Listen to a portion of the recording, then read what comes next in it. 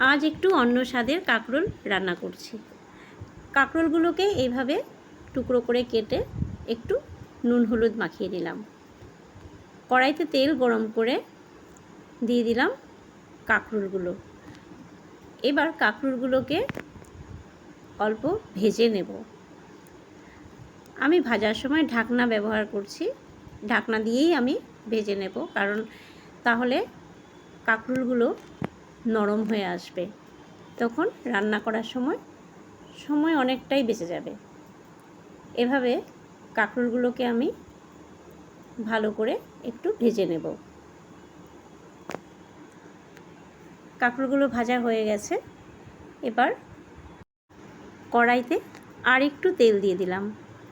আমি সর্ষের তেলে রান্না করছি। দিয়ে দিলাম কালো জিরে ফোড়ন। কালো জিরেটা একটু ফুটে উঠলেই আমি দিয়ে দিচ্ছি কাঁচা লঙ্কা বাটা।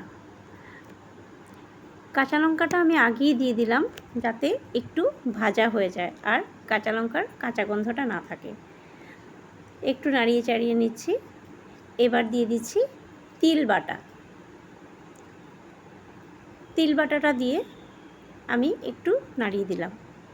এবার নুন আর হলুদ গুঁড়ো দিয়ে দিলাম। এবার সবগুলো মশলা একসাথে খুব ভালো করে কষিয়ে নিচ্ছি। কষানোর পর আমি দিয়ে দিচ্ছি ভেজে রাখা কাঁকরোলগুলো। কাঁকরোলগুলো আমি আগে ঢাকনা দিয়ে ভেজেছিলাম, তাই সেদ্ধ হয়েই ছিল। সেজন্যই আমি নাড়িয়ে চাড়িয়ে দিয়ে দিলাম জল। আমি গরম জল ব্যবহার করেছি। এবার আমি কিছু সময় ফুটতে দেব।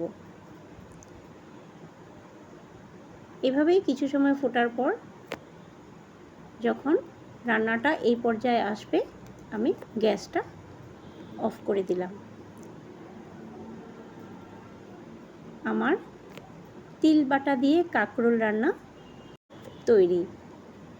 খেতে একটু আলাদা স্বাদই লাগে।